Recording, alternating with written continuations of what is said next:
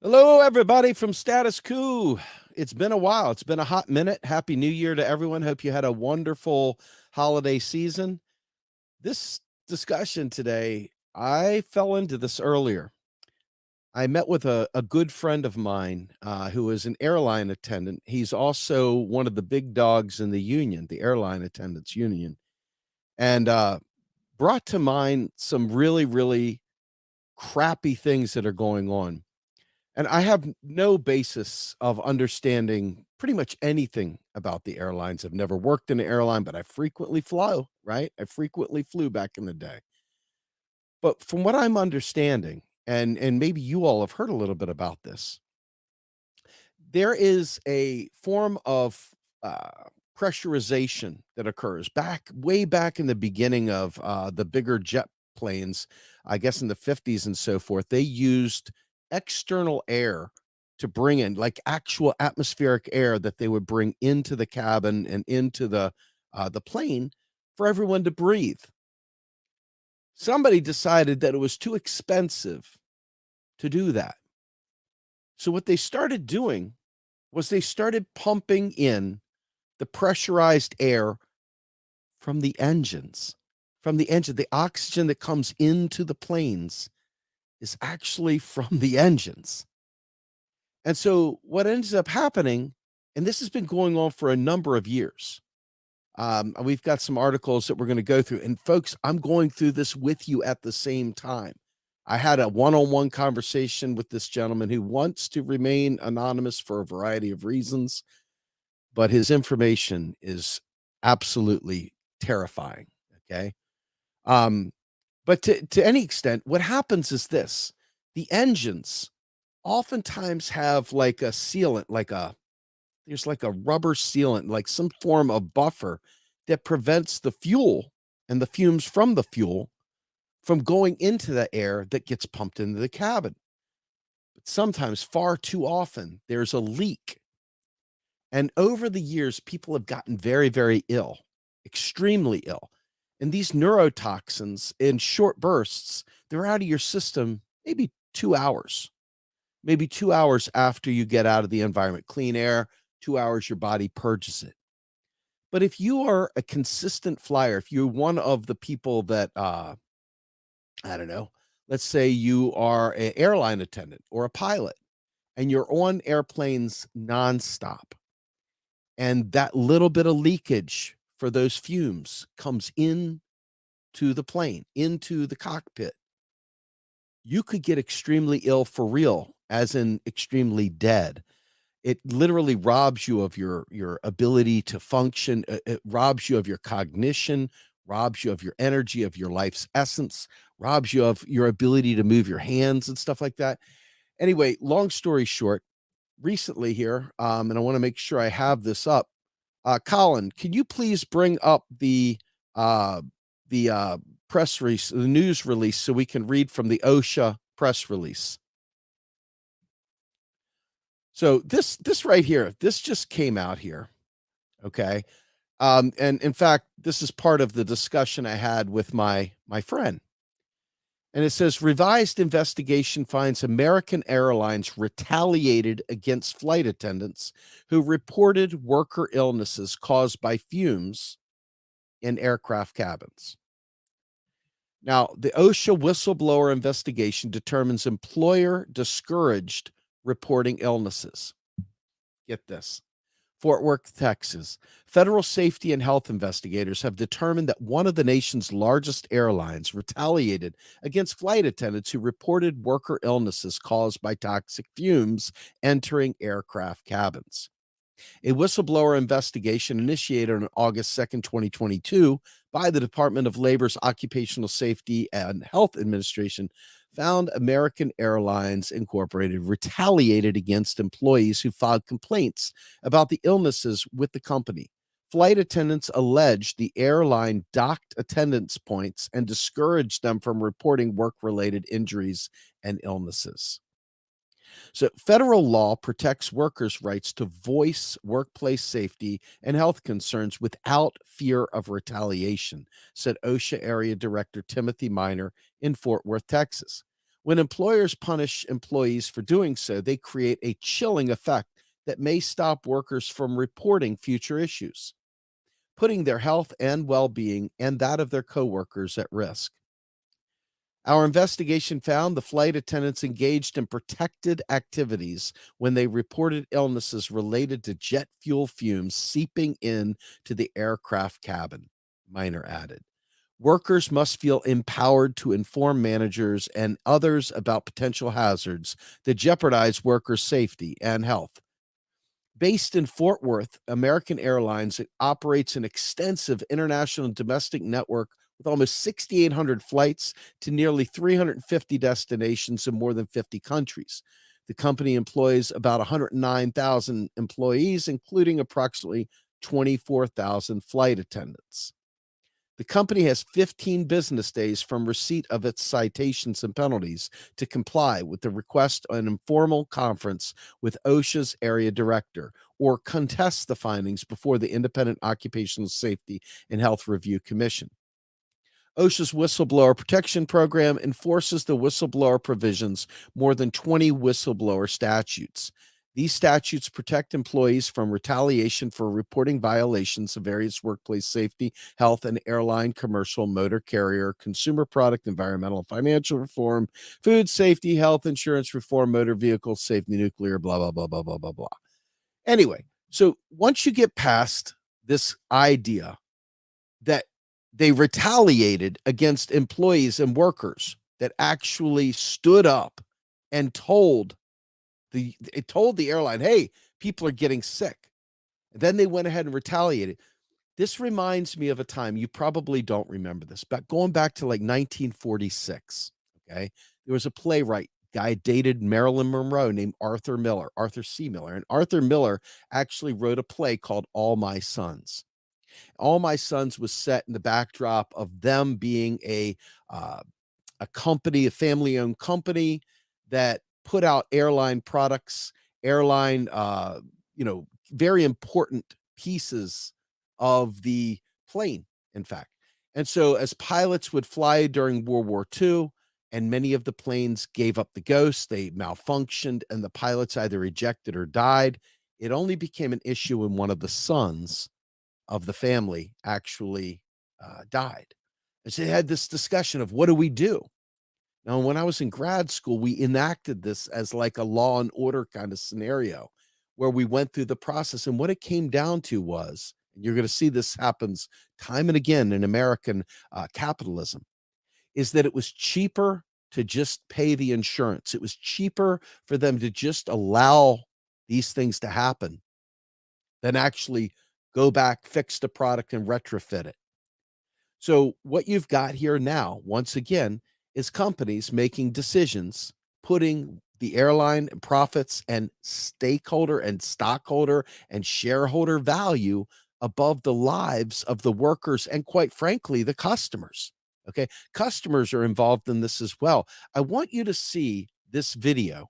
This video right here is of a smoky cabin that filled up one of the airlines. It's an example of the very thing that we're talking about. Colin, if you can cue up that video.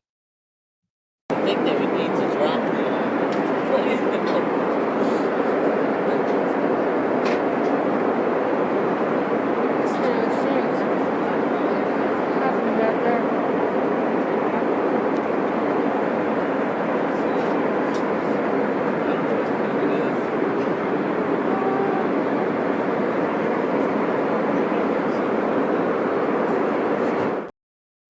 That right there is an example of the kind of toxic fumes that can come into the cabin when this stuff happens. And lo and behold, you see what happened with Southwest here recently.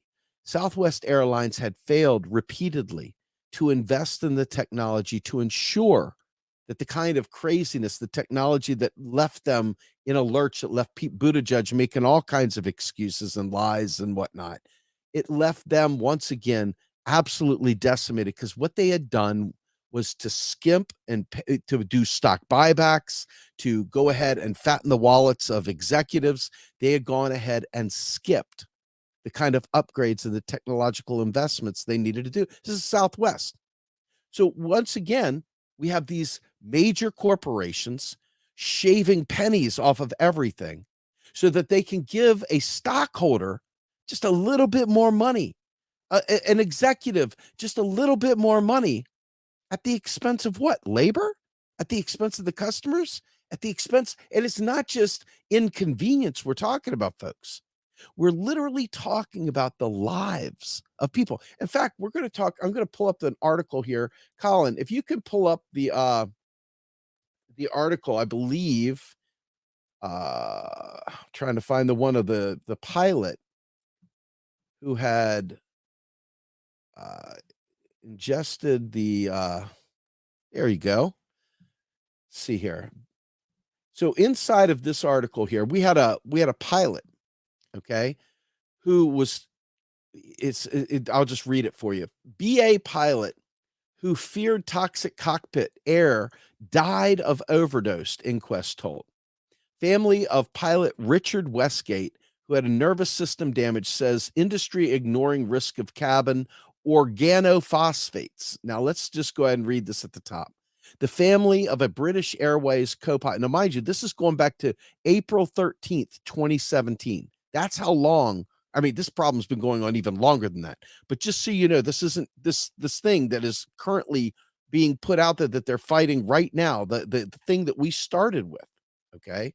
That right there has been going on for many, many years. And so if you go back to that article, Colin, I'm going to go ahead and read it. The family of a British Airways co-pilot who believes he was poisoned by contaminated cockpit air have accused the airline industry of having its head in the sand over the issue. Richard Westgate, 43, died December 2012 after moving to the Netherlands to seek help from a specialist clinic for his symptoms. He thought the symptoms were caused by aerotoxic syndrome, which has been called pilot's disease. A coroner ruled that Westgate died accidentally at the Bastion Hotel in Bussum, Netherlands, after taking an unintentional overdose of sleeping tablet pentobarbital. Relatives said Westgate had been in excruciating pain and suffering from various symptoms, including digestive problems, fatigue, general pain, headaches, loss of cognitive ability, clumsiness, and inability to sense temperature. Westgate's mother, Judy, said her son's illness seemed to have baffled doctors as she accused the airline industry of denying responsibility. The family was considering legal action. She said the inquest has ruled he ultimately died of an accidental overdose of a sedative, a sleeping tablet. But the real questions are, what made him so sick in the first place? And do the airline industry have something to hide? The results of Richard's post-mortem showed he had damage to his nervous system and heart. The organophosphate toxins in the cabin air have been shown to cause this kind of damage, leading to many of the same symptoms and pain that my son experienced. Medical experts have said the organophosphates cannot be ruled out in causing his condition. So the question therefore remains. We know there are more sick passengers and crew, and we hope today will encourage the millions who fly to ask questions to ensure more is done to make sure others don't suffer like my son. Airlines cannot categorically say that the air in these aircraft is safe. They refuse to monitor and test for toxins. So, of course, they have no evidence because they will not look for it. The longer they deny there is a problem, the harder and more costly it's going to be when they are proved wrong. Just like the tobacco industry in the 50s refusing to admit smoking causes cancer, the airline industry has its head in the sand. Inconvenient truth for the airlines is that low doses of toxins in cabin air over hundreds of hours can hurt people. The airline industry should be ashamed of itself. Anyway, this is going back to 2017, and it really, I'm going to go down to the bottom, and it says, the lobby group Global Cabin Air Quality Executive is campaigning for equipment to be installed on passenger planes to monitor air quality, a move supported by unions representing some airline workers. The group's research suggests bleed air, which it states is cabin breathing air taken directly from the engines and provided unfiltered to the aircraft, can become contaminated with engine oils and hydraulic fluids, leading to illness among cabin crew members through repeated exposure. In 2015, the union Unite launched a helpline and said that 17 personal injury claims have been made involving former and current cabin crew staff working for UK Airlines. In any event, go ahead and bring me back up, Colin. There has been so many times where Boeing, for example, has produced something that was just complete garbage, a really, really bad technological advance or some change to the airplane as well, that the cost to train pilots to do it was more expensive than just throwing a fake software simulator over top of it to allow it to mimic and act like the prior plane. The problem is the software they put over top of the normal controls in the new plane had glitches galore in it. So as the pilots would go up with this stuff, they realized they had lost two planes. Two planes went down as a result of this. Okay. And I believe this was the Boeing 737 MAX passenger. And this is a Wikipedia. If you don't mind pulling that up, Colin. And it says the Boeing 737 MAX airliner was grounded worldwide between March 2019 and December 2020, longer in many jurisdictions after 346 people died in two crashes. Lion Air Flight 610 on October 29th, 2018, and Ethiopian Airlines Flight 302 on March 10th, 2019. The U.S. Federal Aviation Administration resisted grounding the aircraft until March 13th, 2019, when it received evidence of accident similarities. By then, 51 other regulators had already grounded the plane. Think about that. 51 other regulators had already grounded the plane. And by March 18th, 2019, all 387 aircraft in the service were grounded.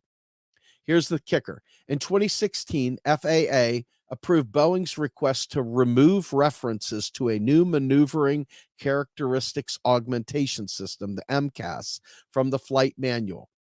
In 2018, the Lion Air accident, Boeing instructed pilots to take corrective action in case of a malfunction when the airplane would enter a series of automated nosedives. Boeing avoided revealing MCAS until pilots requested further explanation. In December 2018, the FAA privately predicted that MCAS could cause 15 crashes over 30 years. In April 2019, the Ethiopian preliminary report stated that the crew had attempted the recovery procedure, and Boeing confirmed that MCAS had activated in both accidents. The FAA certification of MAX was subsequently investigated by the U.S. Congress and multiple U.S. government agencies, including the Transportation Department. That would be led by Pete Buttigieg nowadays, not them, but nowadays, FBI, NTSB, Inspector General, and special panels. Engineering reviews uncovered other design problems unrelated to MCAS in the flight computers and cockpit displays. Anyway, we can get off of this now, Colin.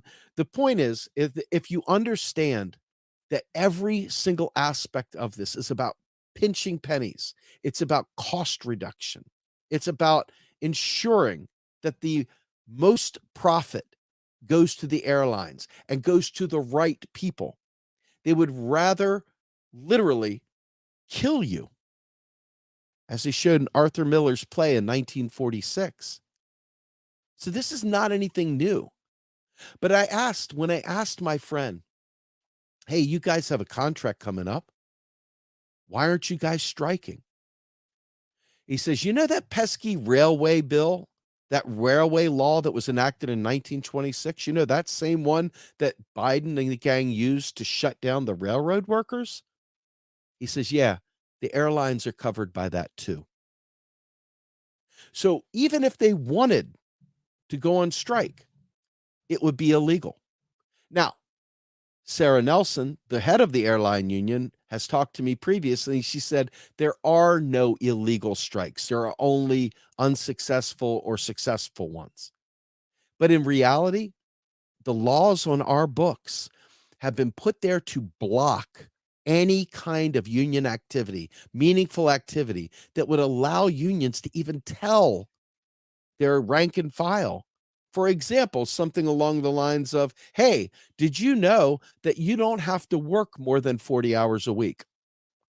That right there, they are not allowed to tell because that's considered direct action and it would be in violation of the law. So you say to yourself, how in the world can you fix that? Boeing. What is Boeing? Boeing is the government. Boeing is deeply tied to the government. Boeing has people in high places that say, this is how we're going to do things. Now, if you know how badly our regulatory process is, in other words, we starve the beast. We do not provide enough audit services. We do not provide oversight, and we do not fund it in a way that actually has teeth to ensure that these folks do the right things. We have no meaningful way of doing that. You look at Congress. And what did Congress do to the railway workers? Congress, including your favorite squad members, went ahead and screwed the railway workers. Now imagine what air flight might be like when you've got 180 people on a plane and there's fumes in the plane and people die. Now what? We've got to get to the bottom of it. We need to really focus on labor laws, and we need to really focus, in fact, on why it is that what are the incentives that make it so that this is the way we do business. And I think it's really important to understand that for all the people that run around with the little pork pie hats, red, white, and blue, flags for their favorite politician, that hero worship, that pathetic hero worship, isn't making them regulate the airline industry, isn't making them, in fact, work with unions, isn't, in fact, empowering the PRO Act, isn't, in fact, doing anything to assist with a federal job guarantee or improve labor laws at all. In fact, they're going out of their way to protect capital. You got it. Exactly right. Capital. Capital drives them. And these are the people you're running around with your flag saying, oh, vote for the squad. I love you. I love you. I love you. These people are not doing anything at all. And who was nominated after you got Biden in office, by the way? Who was nominated to run the transportation section? That would be Transportation Secretary Pete Buttigieg. Okay. Pete Buttigieg, of all people. This guy is a neoliberal scumbag. He told us, hey, everything's okay with Southwest. Everything wasn't okay. They didn't talk about the fact that stock buybacks had done this. They didn't talk about the fact that the leaders of these companies were literally cutting safety out of the way so that they could fatten the wallets of executives. He didn't say that. Why? Because Pete Buttigieg is one of the bad guys. But how is it possible? Remember, you have to vote for Joe Biden. Remember that? But there's Pete Buttigieg protecting capital, not you, not I, not your children, no one. Something wrong with that picture, isn't there? But the question is, now that you know these things, what are you going to do about it? What are you going to do about it? Are you going to just vote for the same people? Are you going to run around chasing people down and telling them that they're bad for not voting for Biden? Or are you going to do blue wave? Remember, it's not the wave that matters. What matters is making sure that worker protections are front and center, because they are not doing anything with you spooning these elected officials. Spooning and snuggling and protecting and running interference for elected service, public servants. Let's get it right. They're not leaders, they're public servants.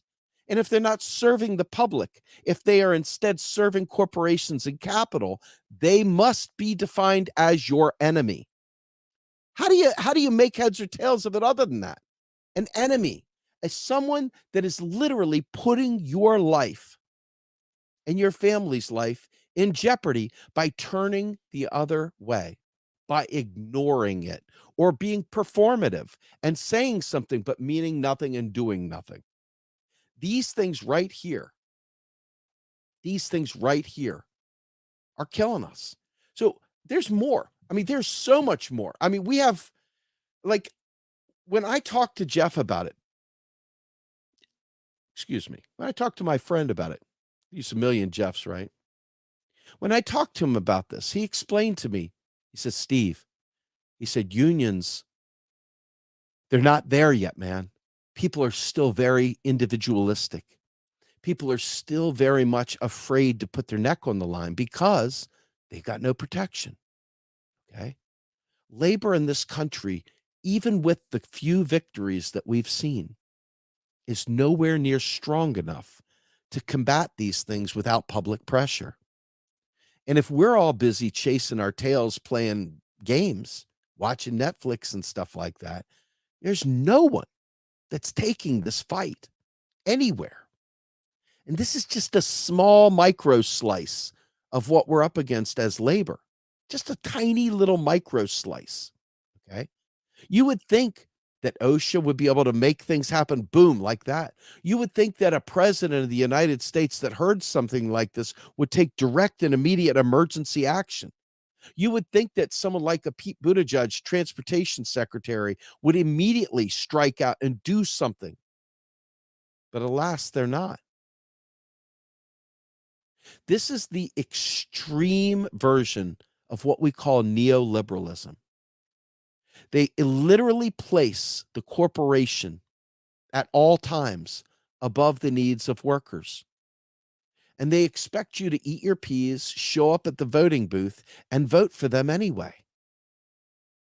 I don't know how you stomach that. I don't know how you get past that. I don't know how you make that happen. I don't know how you could actually turn around and chastise a friend or a relative or someone online for yelling and screaming at the squad or yelling and screaming even at Bernie Sanders. Bernie, you led a movement. You had the wind at your back. We got real stuff going on. You had the PRO Act. Fight for it. Why aren't you fighting for it? Why isn't anyone fighting? And why isn't this front page news? Why isn't this filling up the news everywhere? Why aren't people hearing about this? Think about it right now. If you had fumes on a plane and the pilot got consumed by them, and that pilot does a nosedive, and all those people die, is that just a cost to doing business? Is that just another cost to doing business? I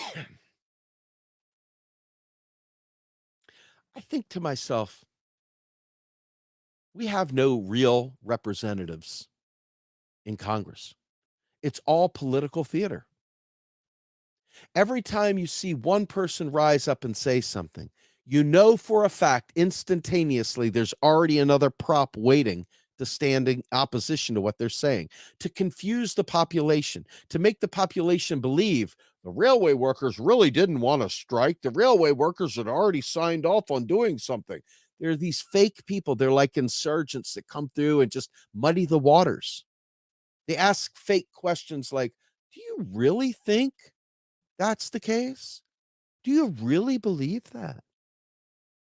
And these infiltrators sow discord and they change your mind. They scramble your brain. And so when someone speaks truth to power, there's no groundswell of support behind them. It's always defending the indefensible. Defending the indefensible. I mean, think to yourself, what happened with Force the Vote? Now, you just watched the Republican Party hold their party and their wackos accountable. They have made this McCarthy thing a real head scratcher, haven't they? But the Democrats didn't do any such thing, did they? The Democrats propped up the queen of neoliberalism, the rich lady with twin sub-Zs and sherbet from hell. They propped up Nancy Pelosi and called her Mama Bear instantly. And people shouted down shouted down the people that said forced to vote and tried to hold that accountable. No one will support an insurgent progressive. No one will support activists who actually force Congress to do their bidding. There's some weird paternalistic kind of protection of public servants instead of demanding that they serve us, instead of demanding that they take action on things like this airline stuff that could directly impact all of our lives. Okay? And you think to yourself, how many schools in America have vents and filters through their schools that were done back in the days of World War II that haven't been upgraded? And they're pumping in dirty air into these classrooms and stuff. Things like this. There's so much regulatory issues out there, from taking care of mortgages, watching the way that they literally drive up the prices of houses. We have an entire regulatory body in the United States that is underfunded and has no teeth whatsoever. In fact, the very regulators are oftentimes in a position of compromise that if they speak up, they'll lose their job. If you're a person that is out there actually giving the ratings for bonds and stuff like that, and you don't give them what they want, the Wall Street powers that be, what they want, they will literally take their business away from you and give it to someone that will. So this creates these perverse incentives that creates all the corruption within the regulatory environment. So let's look at this real quickly. You've got representatives who are doing absolutely precisely dick. You've got regulators who are scared to death to do anything, don't have enough money, don't have enough teeth to actually do something, and quite frequently are in the revolving door of industry to government, just like all the financial regulators who allowed the great financial crisis in 2008 and 9 to occur. All the elite control fraud that happened with Countrywide to occur. All of the elite control fraud that allowed things like Bernie Madoff to occur. Okay? We have every step through this process. We have allowed this perverse idea of the free market, of allowing business to do its bit, to make it grow and be prosperous. We've allowed that to overcome every aspect of our lives. Every aspect of our lives has been consumed by this protection of capital. Hell, I even see people out there that are of similar mind that don't have the capacity to peel away the propaganda and see things for what it is. Your government is not doing its job. Your government is not doing its job. And more importantly, they believe they are doing their job, because their job is to run interference for what's going on in the world for real, while they simultaneously distract you with political theater. There is no reason in the world why airlines should be able, with all the federal bailout money they've gotten, with all the help they've gotten, there is no reason that they should be allowed to do stock buybacks. There's no reason they should be able to give actual payouts to shareholders when their actual business, they have not invested in ensuring the safety of their workers or of the consumers that purchase their products. Our government has failed us miserably. Okay? They have failed us miserably. Now, Steve Grumbine, socialist. You know what I say? Nationalize the fucking airline industry. Nationalize it now. Not yesterday. Now. Not tomorrow. Now. Now, right this second. Nationalize the industry. I am so tired of hearing about the private sector. I'm so tired of hearing about job creators. I'm so tired of hearing about this stuff, because once you understand that the only reason why the airline industry is even still in existence, short of being nationalized, is because the federal government has propped them up with net infusions of capital and created laws that prevent their workers from really meaningfully striking. Once again, the dealer has all the power, and we're just sitting here running around pretending that we have power by just voting. You understand how feckless that is, how ridiculous it is to think that you just vote. Well, you voted, you got your AOC in there, and what'd she do for you? Please, seriously, anybody, tell me, what did she do for you? It's really nothing. But there's a lot of people out there who sit there, well, actually, what do you want, Trump? What do you want, Trump? What do you want, Trump? What you want is you want the people standing up to its government and saying, you're there to serve us. If you're not serving us, then expect to see us in the street. Expect to see us blocking traffic. Expect us to become ungovernable until you do. Okay? The truth is, going back to our founding documents, every rule on the books has been there with the intention to protect private property. Airlines are private property, shareholder property, but private property nonetheless. All these groups are private property, free to do what they want, just like the Democratic Party, who fought successfully in court that they are a private corporation that has no requirement whatsoever to run a fair primary, that has no requirement whatsoever to actually meaningfully allow any kind of insurgency in there. They don't have to do anything. They can literally not have a primary and select who they want to be their candidate. So when you ask yourself how this is going to play out, if you keep doing what you're doing, you're going to keep getting what you're getting. You're going to keep getting what you're getting. I found myself, when I talked to my buddy in the airline union, this is a gentleman that flies all over the country, is literally part and parcel with the political apparatus of trying to make change. And he's trying to figure out, how can I organize within the airline industry? How can I organize, period? How can I get workers to believe and own their power, to take bold steps? And here's the deal. When you make life so tough and you make people's pockets so thin that they don't have any choice but to accept the unacceptable, which is what this whole quote unquote inflation push has been, this fake inflation that they created by price gouging. Notice no one ever talked about possible price controls. They just allowed the corporations to raise prices through the nose. And then they said, we'll fix this by disciplining labor. We'll raise interest rates and we'll create enough to begin layoffs. And guess what? You see it at Meta. You see it at eBay, you see it at Amazon, you see it at Google, you see layoffs galore. And guess what? It's going to keep happening. It's going to keep happening because they know that the American people are both distracted, they're uninformed, their attention span is that of a gnat, and they've got all the power. They've got the money, they understand the system, and they execute it to perfection. I spoke with John Kiriakou the other day, and for many of you all know that John Kiriakou was the whistleblower who blew the lid off of the torture program that the United States had done during the Bush administration, during the Iraq and Afghanistan wars.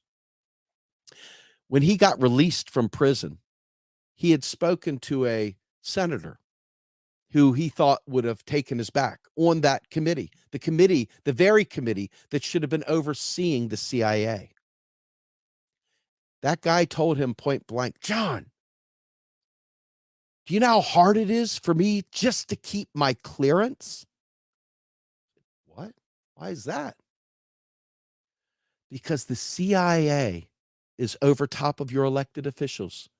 They're a higher order in the pecking order than your elected officials, and your elected officials are terrified. You put all this together, and after a little while, you begin to realize how absolutely decimated we as people are if we just keep thinking that we can just vote our way to the promised land. Your politicians, your elected officials, they are under scrutiny. And this has shown up over and over again. Time and again, you've seen these sorts of things. And you wonder why they don't do what you think they should do. The entire system is broken and mangled and trashed. It's not serving our needs at all. And if you remember, our Constitution told us point blank that if they fail to do the things that they're supposed to do, if this Constitution doesn't represent, if the people aren't represented by the government, if the government doesn't do what it's supposed to do, it's time to start a new government. It's time to do that. But you don't have people thinking that way. They're scared. They're terrified. They don't feel it's possible. It's too big. And their minds wander off. But we're just going to keep dying if we don't do something. How many people dying is enough? At what point do people actually take a step and make something happen? You know, there's an anti-war movement right now, and they're doing a big thing in DC. And under normal circumstances, I would be fist in the air. That's really kick ass. But alas, that peace movement, that anti-war movement, is with von Mises, one of the worst purveyors of austerity from the libertarian side, and the Libertarian Party, a party that literally preaches nonstop reductions in government spending and eliminating spending on the public purpose, eliminating actual programs for the people. These are people that actually advance austerity. And austerity is why these planes and why these other services and why the people aren't whole, because they reduce spending. They eliminate the actual regulatory bodies, or they underfund them so much that they can't do anything. And so if you're going to tell me you're an anti-war person, if you're going to tell me you're somebody that is fighting against war, you're so against war, why the hell would you not fight the anti-austerity war, the anti-poverty war, which has claimed more people have died from government spending reductions and lack of health care and all the other safety things that we leave behind because we won't pay the bill, because we refuse to acknowledge that the country can do it. How many people have to die for that before it's considered part of the anti-war movement? And so if you're going to bond with libertarians who are advancing austerity, which is murder, by the way, you understand that the big circle comes all the way back to the airline industry as well. And the austerity, when the government could have literally pressed and put them and said, you must do X, Y, Z to operate an airplane in this country. If you do not do this, you will lose your right to do business. We will shut you down. That's the kind of power our government could and should have, but it does not. It does not.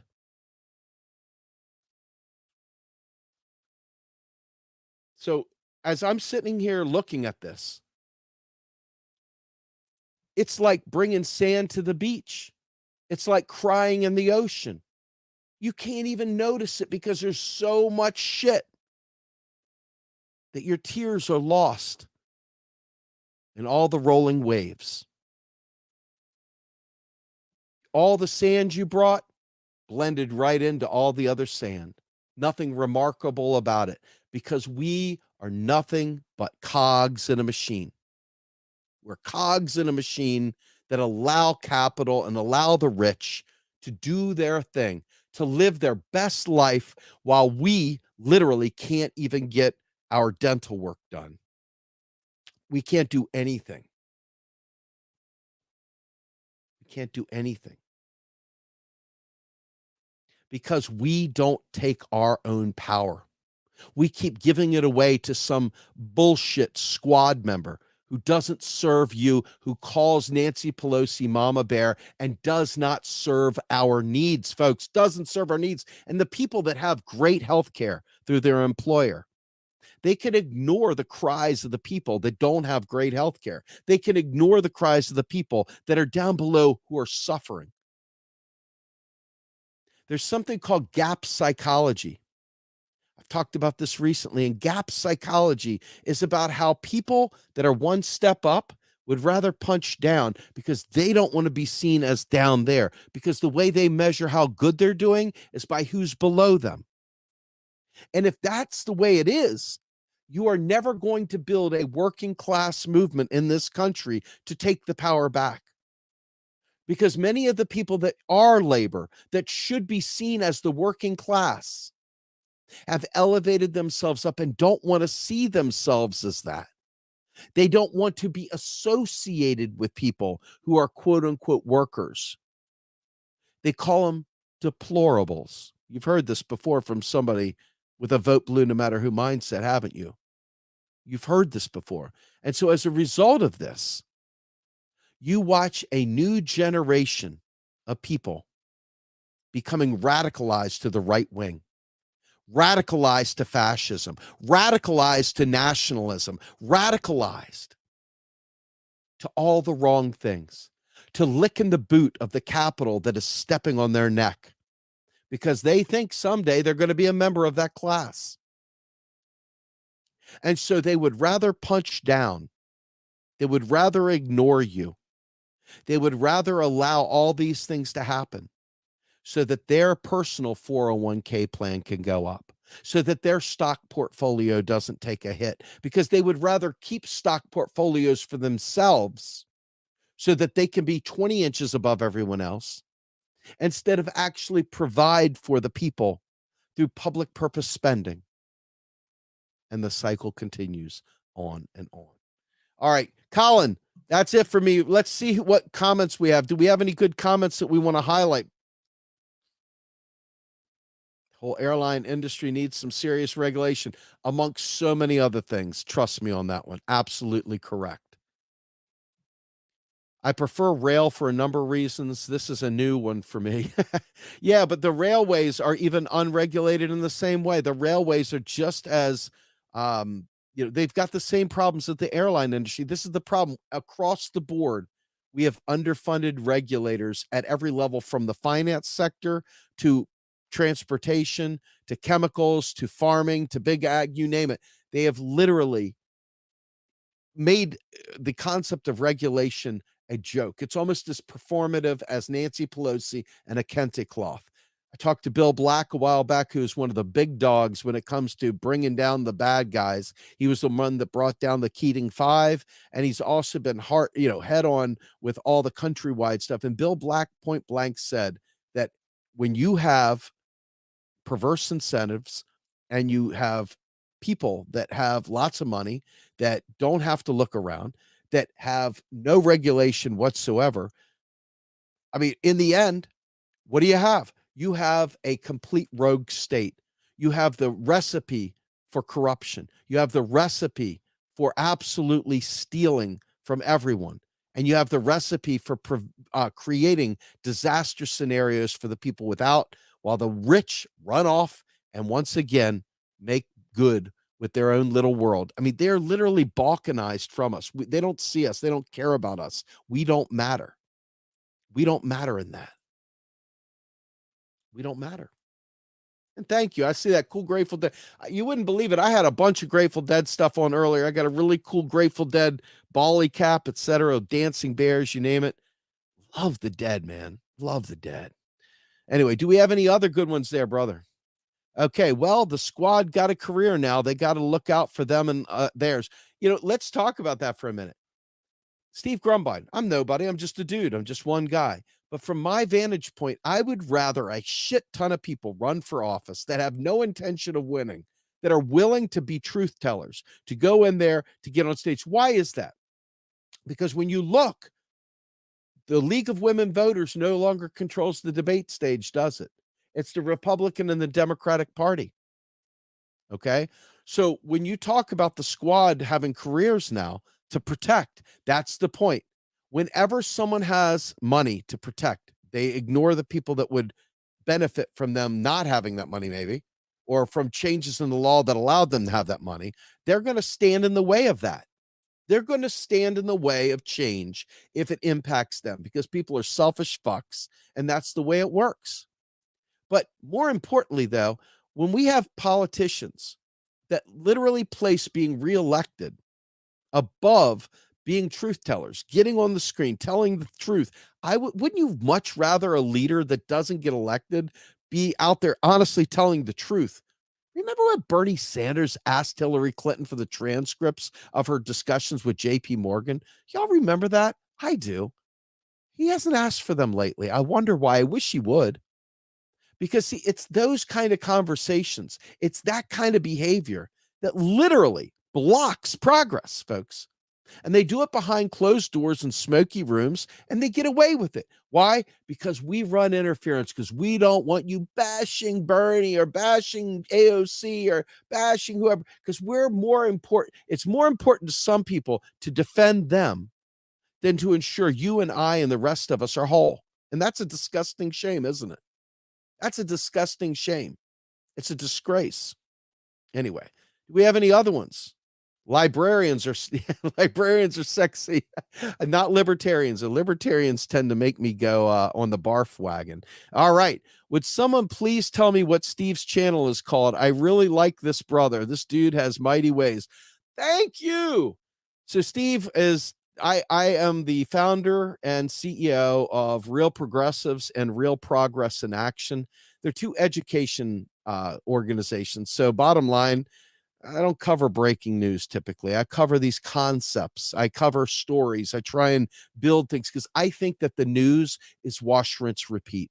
I think you're going to get the same exact story next year about the same time when they have another debt ceiling crisis. I think you're going to have the same problem the next year when they go to approve the budget. I think you're going to have the same exact stories if you pay attention each and every year. Each and every time there's a new boogeyman, they find a way to get the newspapers producing all kinds of anti-Putin this, Putin that, Putin. And eventually the lemmings out there just repeat it, wash, rinse, repeat. They use the media, they use all this stuff. And in the end, we're defenseless because we are our own enemy. We're repeating the lies, we're repeating the narratives, and we're not the beneficiaries. And let me just say this real quick on that Russia thing for a minute. Going back to 1945, okay? 1945, when the end of World War II, every single policy decision the United States has done, including the creation of the CIA from the OSS and so on and so forth, has been done with the explicit intent of fighting, quote unquote, socialism and communism. It's all about defending capital, and it has been that way from that point.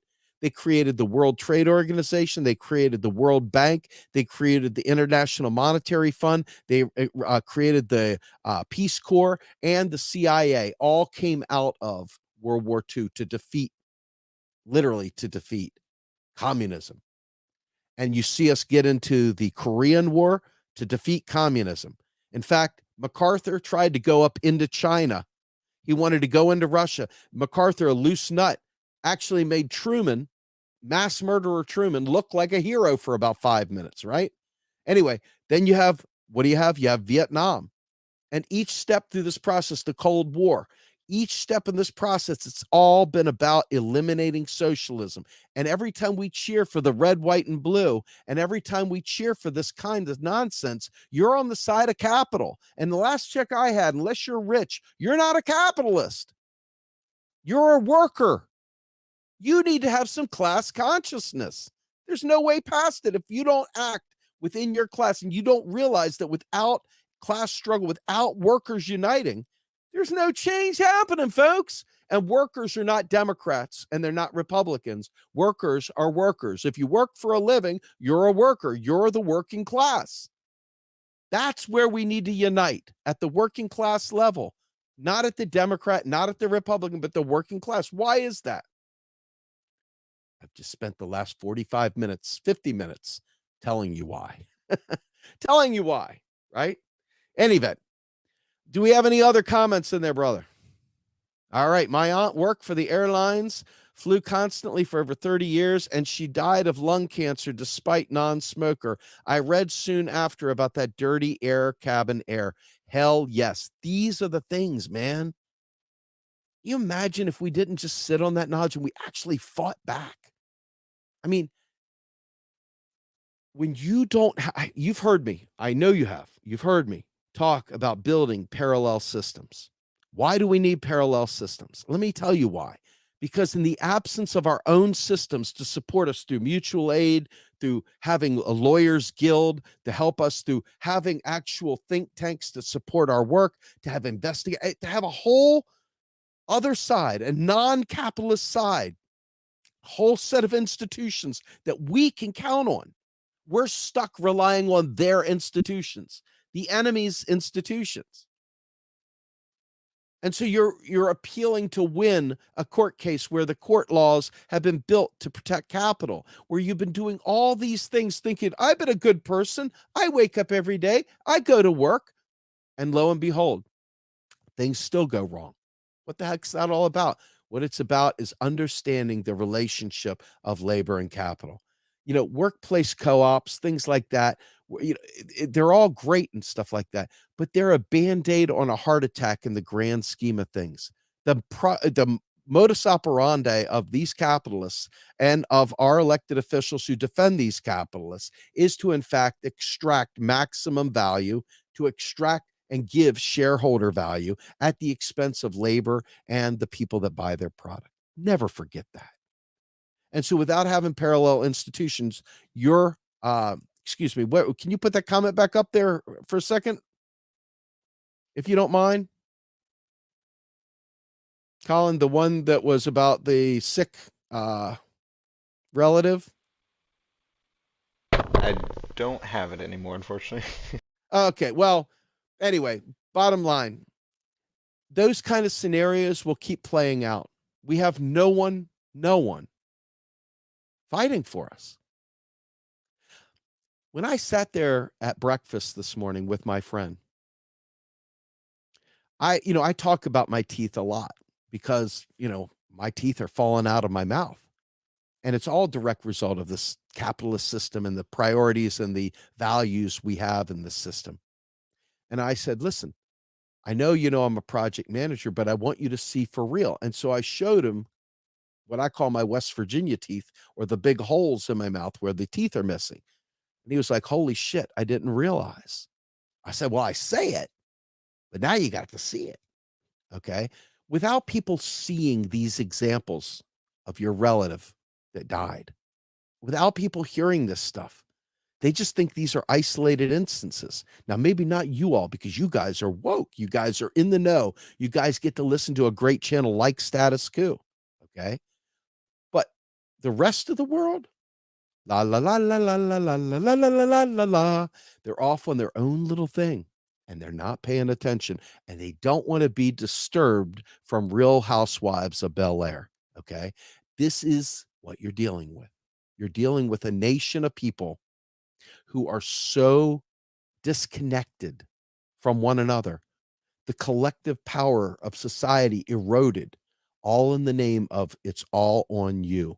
You, the individual, everything's about you. You failed as a worker. You failed as a human being. You failed as a father. You failed as a husband. You failed in life. You are a bad worker. You should be fired. You should lose your home. All these things happen with absolutely zero pushback. Show me one of your elected representatives that makes you think that you voted to win. Show me one of your elected representatives that actually is doing the things you thought they would do when you said, oh my God, I got to door knock harder, I got to donate harder, and I got to vote harder. Show me one that's delivering. Show me one. Folks, we got to do something other than just vote our way there. We got to do more than that. We got to do much more than that. All right. It's been 58 minutes. Do we have any other comments that we want to put up there? All right. Tom Robinson's band. I'm all right, Jack. Woohoo. All right. Come to RP Live on Monday. VA from New. Yes. That's my grand commie mom. Mom rad. Thank you. Who else? I see some. Yeah. Thank you so much, Rick. There you go. Go ahead and there. It's great to see you live again, Steve. And with power, the system is set up to drain workers' wealth, via medical bankruptcies, wealth tax to rich. Man, oh man, yes, indeed. All right. Comment from Jordan. My 8-week-old wouldn't stop crying, but then she heard Steve Grumbine's soothing voice of God and fell right to sleep. Yeah! Ah! Way to go. Is that nice?